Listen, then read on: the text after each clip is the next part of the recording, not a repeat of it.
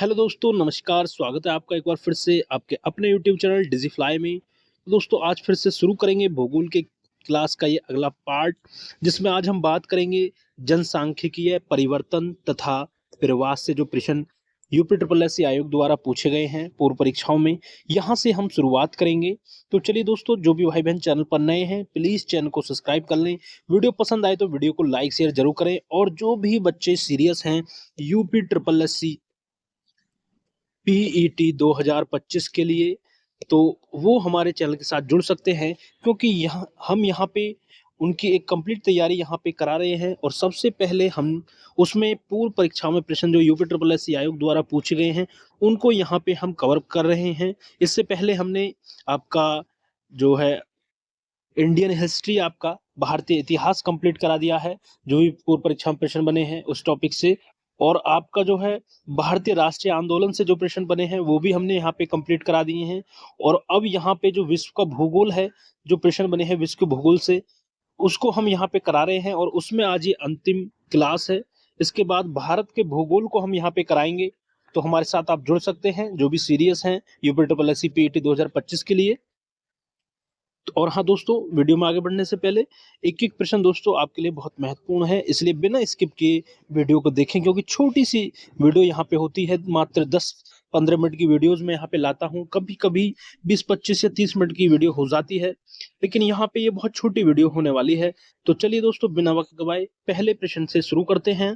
कि पहला प्रश्न है आपका कि देशांतर डॉट डॉट डॉट की आबादी की संख्या विस्तार और संयोजन को बदल देता है। प्रस्थान के भाग को, इनमें से कोई नहीं, या प्रस्थान तथा आगमन दोनों क्षेत्र, या आगमन के क्षेत्र को। तो यहाँ पे जो इसका राइट आंसर होगा ऑप्शन सी राइट आंसर होगा कि देशांतरण प्रस्थान तथा आगमन दोनों क्षेत्र की आबादी की संख्या और विस्तार और संयोजन को बदल देता है। ये इसका ऑप्शन सी राइट आंसर होगा। चलिए यहाँ पे व्याख्या देखेंगे कि इस प्रश्न की व्याख्या क्या है। कि देशांतरण प्रस्थान तथा आगमन दोनों क्षेत्र की आबादी की संख्या, विस्तार, संयोजन को बदल देता है। याद रखेंगे, जो देशांतरण होता है वो प्रस्थान तथा आगमन के दोनों क्षेत्र की आबादी की संख्या, विस्तार और संयोजन को बदल देता है। चलिए अगला प्रश्न देखेंगे कि दक्षिण एशिया में, यहाँ पे बात हो रही है दक्षिण एशिया में वृद्ध जनसंख्या का सर्वाधिक प्रतिशत वाला देश कौन सा है। ये आपसे प्रश्न पूछा है वृद्ध जनसंख्या वाला। ठीक है, दक्षिण एशिया में वृद्ध जनसंख्या का सर्वाधिक प्रतिशत वाला देश कौन सा है। भूटान है, भारत है, नेपाल है, या श्रीलंका है। तो इसका राइट आंसर क्या होगा। देखिए, ये आपका यूपी यूडीए एलडीए प्री की परीक्षा में पूछा गया प्रश्न है 2010 में। तो वृद्ध जनसंख्या का सर्वाधिक प्रतिशत वाला देश जो होगा वो आपका श्रीलंका होगा। ऑप्शन डी यहाँ पे राइट आंसर होगा। ऑप्शन डी यहाँ पे राइट आंसर होगा। चलिए अब इसकी व्याख्या देखते हैं। इस प्रश्न की व्याख्या यहाँ पे हम देखेंगे, क्या है व्याख्या। कि दक्षिण एशिया में वृद्ध जनसंख्या का सर्वाधिक प्रतिशत वाला देश जो है वो आपका श्रीलंका है। ये तो यहाँ पे क्वेश्चन की व्याख्या हो गई। और यहाँ पे और जो एडिशनल चीजें हैं हम उनको देखेंगे कि वर्तमान में वर्ष 2019 में यूएन द्वारा जारी विश्व जनसंख्या परिदृश्य 2019 के अनुसार दक्षिण एशिया व इसमें शामिल देशों में वृद्ध जनसंख्या का प्रतिशत निम्नवत है। देखिए, एक तरफ आपके देश हैं और एक तरफ 15 से 64 आयु वर्ग के प्रति 100 जनसंख्या पर 65 या उससे अधिक आयु की जनसंख्या यहाँ पे दर्शाई गई है। तो पहले नंबर पर आपका देखिए श्रीलंका है 2010 में, 2015 में और 2020 में यहाँ पे 17.3 है। ठीक है, और उसी तरह दूसरे नंबर पर आपका कौन है, नेपाल है। और तीसरे नंबर पर दोस्तों भूटान है। और चौथे नंबर की यदि हम बात करें तो भारत है। यदि आपसे भारत पूछ ले वृद्ध जनसंख्या में, तो चौथे स्थान पर है। ठीक है, चौथे स्थान पर है, याद रखेंगे। चलिए उस तरह फिर बांग्लादेश है, पाकिस्तान है, मालदीव है। ठीक है, यहाँ पे ये दर्शाया गया है। चलिए अगला प्रश्न देखेंगे। अब यहाँ पे बहुत अच्छा प्रश्न है। अगला प्रश्न क्या है, प्रश्न आपके सामने कि निम्नांकित देशों में किसमें मुसलमानों की संख्या सबसे अधिक है, ये पूछा है। नीचे देखिए 4 ऑप्शन दिए गए हैं, बांग्लादेश, पाकिस्तान, इंडोनेशिया या ईरान। इसमें पूछा है आपसे कि किसमें मुसलमानों की जनसंख्या सबसे अधिक है। तो यहाँ पे जो राइट आंसर हो जाएगा वो ऑप्शन बी राइट आंसर हो जाएगा। इंडोनेशिया में मुसलमानों की संख्या सबसे अधिक है। इसकी व्याख्या देखेंगे, देखिए इंडोनेशिया दक्षिण पूर्व एशिया में स्थित है। कहाँ स्थित है? दक्षिण पूर्व एशिया में स्थित है। इसकी जनसंख्या लगभग 273 मिलियन है। यह दुनिया का चौथा सबसे अधिक आबादी और दुनिया में सर्वाधिक मुस्लिम आबादी वाला देश है। सर्वित दुनिया में विश्व में सर्वाधिक मुस्लिम आबादी वाला देश कौन सा है? इंडोनेशिया है। और इसकी राजधानी की यदि हम बात करें, देखिए एक और प्रश्न यहाँ से तैयार हो गया कि इंडोनेशिया की राजधानी है आपकी जकार्ता, और मुद्रा की यदि बात करें तो रुपया है इसकी मुद्रा, रुपया। ठीक है, इंडोनेशिया की राजधानी जकार्ता है और मुद्रा आपकी रुपया है। बात करें यहाँ पे ईरान की राजधानी तो तेहरान है, ईरान की राजधानी तेहरान है, और बांग्लादेश की राजधानी ढाका है। याद रखेंगे 3 से 4 प्रश्न हमें यहाँ से इस प्रश्न से मिल गए, इसलिए हम यहाँ पे विस्तृत व्याख्या जो है एक्सप्लेनेशन करवाते हैं, ताकि 3 से 4 प्रश्न जो आपके यहाँ से बनने वाले हैं वो कवर हो जाएं और एक सही दिशा में आप तैयारी कर सकें। चलिए अगला प्रश्न क्या है आपके सामने कि दक्षिण एशिया के निम्नलिखित देशों के प्रतिशत नगरीकरण का निम्नलिखित में से कौन सा सही अवरोही क्रम है? नीचे दिए गए कूट से सही उत्तर का चयन कीजिए। बांग्लादेश, भारत, पाकिस्तान या श्रीलंका। तो ये आपसे पूछा है अवरोही क्रम, प्रतिशत नगरीकरण का अवरोही क्रम। तो पहले नंबर पर जो है आपका पाकिस्तान आएगा, फिर उसका भारत है, और फिर बांग्लादेश है, और फिर श्रीलंका। तो इस तरीके से देखा जाए जो कूट है वो राइट आंसर होगा ऑप्शन बी, यहाँ पे 3 2 1 4 होगा। देखिए 2 बार परीक्षाओं में पूछा गया प्रश्न है। इसकी व्याख्या देख लेते हैं यहाँ पे कि प्रश्न काल के दौरान विकल्प बी सही उत्तर था, एवं दिए गए विकल्पों की नगरीय जनसंख्या का प्रतिशत अवरोही क्रम में निम्नवत था। पाकिस्तान की यहाँ पे सबसे ज्यादा, फिर भारत, फिर बांग्लादेश, फिर श्रीलंका, और वर्तमान स्थिति क्या है दिए गए विकल्प नगरीय की? बांग्लादेश अब यहाँ पे पहले नंबर पर हो गया है वर्तमान स्थिति में, ठीक है 2019 में, और फिर पाकिस्तान हो गया है, और फिर भारत और श्रीलंका। ठीक है, सबसे नंबर 1 पर बांग्लादेश हो गया है। ठीक है, स्रोत क्या है? संयुक्त राष्ट्र संघ द्वारा जारी विश्व नगरीकरण परिदृश्य 2019।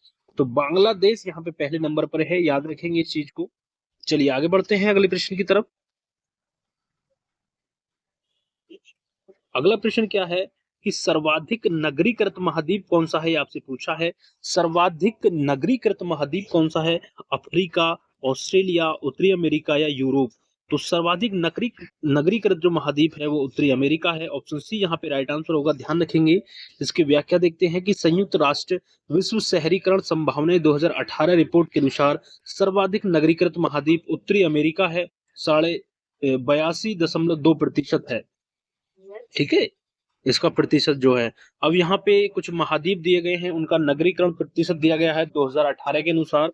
वो क्या है कि उत्तरी अमेरिका जो है सबसे टॉप पर बैठा है नगरीकरण में 82.2%, और लैटिन अमेरिका और कैरेबियन 80.7%, यूरोप की बात करें तो 74.5%, और ओशिनिया की बात करें तो 68.2%, और एशिया की यदि हम बात करें तो 49.9%, और अफ्रीका की यदि हम बात करें तो 42.5% यहाँ पे नगरीकरण है। तो सबसे नंबर 1 पे है आपका उत्तरी अमेरिका, याद रखेंगे 2018 के अनुसार यहाँ पे बात हो रही है। चलिए अगला प्रश्न देखेंगे। अब यहाँ पे अगला प्रश्न क्या है दोस्तों, वीडियो पसंद आ रही हो तो वीडियो को लाइक शेयर जरूर करते रहें, और चैनल पर नए हैं तो चैनल को जरूर सब्सक्राइब कर लें दोस्तों, और हमारे साथ जुड़ जाएं यदि आप सीरियस हैं यूपी ट्रिपल एससी पीईटी 2025 की परीक्षा के लिए। यहाँ पे 70 प्लस यहाँ पे हमारा टारगेट है, 70 प्लस हमें यूपी ट्रिपल एससी पैट में यहाँ पे टारगेट है, बहुत आराम से यहाँ पे कर जाएंगे हम। चलिए प्रश्न देखते हैं क्या है कि निम्नांकित देशों में किसकी कुल जनसंख्या भारत की नगरीय जनसंख्या से अधिक है? मतलब निम्नांकित देशों में किसकी कुल जनसंख्या भारत की नगरीय जनसंख्या से अधिक है? इंडोनेशिया, ब्राजील, रूस या संयुक्त राज्य अमेरिका? तो बताना है आपको कि किस देश की कुल जनसंख्या भारत की नगरीय जनसंख्या से अधिक है। तो प्रश्न नंबर इसका राइट आंसर होगा ऑप्शन डी, संयुक्त राज्य अमेरिका। ठीक है, प्रश्न काल के दौरान संयुक्त राज्य, जो यहाँ पे प्रश्न काल की बात हो रही है, जब ये प्रश्न पूछा गया था जिस वर्ष, तो उस दौरान जो है संयुक्त राज्य अमेरिका की कुल जनसंख्या भारत की नगरीय जनसंख्या से अधिक थी। लेकिन भारतीय जनगणना 2011 के अनुसार देश की कुल जनसंख्या 121.08 करोड़ जनसंख्या 37.71 करोड़ शहरी क्षेत्र में है, और WPR 2019 की रिपोर्ट के अनुसार संयुक्त राज्य की अमेरिका की 33.1 करोड़ जनसंख्या, इंडोनेशिया की 27.3 करोड़ और ब्राजील की 21.2 करोड़ एवं रूस की 14.5 करोड़ जनसंख्या है। तो यहाँ पे जो है आप देख सकते हैं, अब यहाँ पे शहरी जनसंख्या जो है वो भारत की ज्यादा हो गई है। तो ये जो प्रश्न काल के दौरान जो है इसका राइट आंसर था ऑप्शन डी, लेकिन अब ये यहाँ पे गलत हो जाएगा यदि वर्तमान में इस प्रश्न पूछा जाता है। ठीक है, तो भारत की ज्यादा है। चलिए आगे बढ़ते हैं अगले प्रश्न की तरफ। अगला प्रश्न क्या है, संसार में सर्वाधिक नगरीकृत देश कहाँ है? ये पूछा है आपसे, जापान में, इजराइल में, जर्मनी में या सिंगापुर में। तो संसार में सर्वाधिक नगरीकृत देश की यदि हम बात करें तो वो सिंगापुर में है। ठीक है, Singapore option D right answer होगा। दिए गए विकल्पों में सिंगापुर सर्वाधिक नगरीकृत देश है जिसकी 100% आबादी नगरीय क्षेत्रों में निवास करती है। संयुक्त राष्ट्र संघ द्वारा जारी विश्व नगरीकरण परिदृश्य के अनुसार दिए गए विकल्पों में नगरीकरण का प्रतिशत निम्नवत है। देखिए सिंगापुर सर्वाधिक नगरीकृत देश है, याद रखेंगे पहले नंबर पर आता है आपका सिंगापुर। ये इस वीडियो का अंतिम प्रश्न है, अच्छे से देखेंगे इसको। देखिए सिंगापुर टॉप पर बैठा है नगरीकरण के मामले में।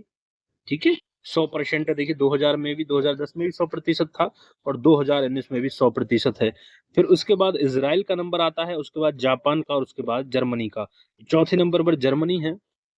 ठीक है, बात करें आगे के सिंगापुर, कुवैत, कैमन द्वीप, Vatican City, Saint Martin, Monaco, Bermuda, Anguilla, Gibraltar, Nauru, Holy See ऐसे देश हैं जो 100% नगरीकृत हैं। तो यहाँ पे सिंगापुर राइट आंसर है, सबसे ज्यादा नगरीय जनसंख्या है सिंगापुर में। ठीक है, 100% नगरीकरण जनसंख्या है। तो ये थे दोस्तों आज के प्रश्न, और इसी तरीके से हमने यहाँ पे दोस्तों छोटे छोटे वीडियोस के माध्यम से, छोटी छोटी क्लासेस के माध्यम से विश्व का भूगोल यहाँ पे जो प्रश्न पूछे गए हैं यूपी SSC आयोग द्वारा पूर्व परीक्षा में, उन सभी को हमने यहाँ पे कवर कर लिया है। और बहुत जल्द हम मिलेंगे आपसे अगली वीडियो में, जहाँ पे हम शुरुआत करेंगे भारत के भूगोल से। जो प्रश्न पूछे गए हैं पूर्व परीक्षाओं में, वहां से हम शुरुआत करेंगे दोस्तों। तो यहाँ से एक सीक्वेंस में हम तैयारी कर रहे हैं सब चीजों की। तो आप हमारे साथ यदि नए हैं तो आप हमारे साथ जुड़ सकते हैं। मिलते हैं बहुत जल्द अगली वीडियो में, तब तक के लिए दोस्तों जय हिंद जय भारत। दोस्तों खुश रहें, मस्त रहें, स्वस्थ रहें और अच्छे तरह से दोस्तों पढ़ते रहें। बहुत कम समय में दोस्तों हमारा यहाँ पे प्रयास होता है आपको चीजें को, अच्छी अच्छी चीजों को कराना। मिलते हैं बहुत जल्द अगली वीडियो में।